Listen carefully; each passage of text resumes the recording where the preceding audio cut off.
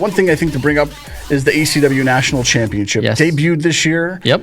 The Real1, formerly known as Enzo Amore, is the ACW National Champion, the first one ever, going up against Big Trouble Ben Bishop. He's 6'12", brother, and he's also both a guest of the show.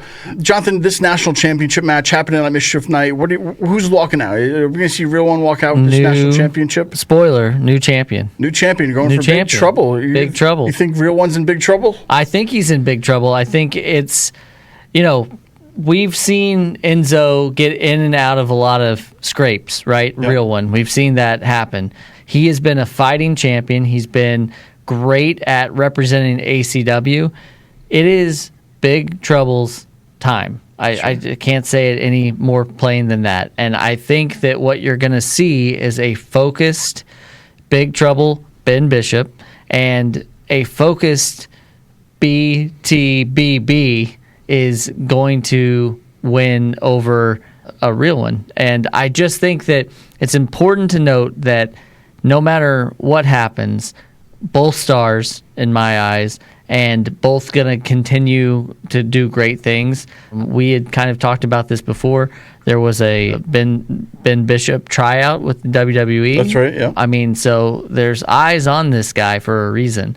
And I think that anybody who has not seen him before is in for a treat. This match, again, being in the MJN Center and hearing Enzo Real1's music come on, it's why we do this, right? It's you go to these shows for that fun and that energy, and he brings it every time. But I just, when you're 6'12", there's not much you can't do, and I think on this night he's going to become your new national champion. Sure, these guys are no strangers to each other. So if we go back to Aftershock, we had Real1 versus Landon Hale versus Big Trouble Ben Bishop versus Dante Casanova. So they already had a four-way match lined up to become the national champion.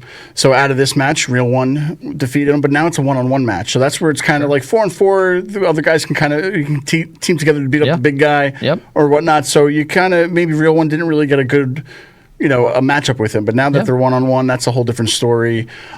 On the show, Ben Bishop also talked about how he got into wrestling, and he talked to somebody after a show one night on what he should do, and that someone ended up being Real1. So now fast forward to how many months or years later since they had this conversation. Look where they both are. Yep. One's a champion in ACW. The other is up and coming across the world. Yep.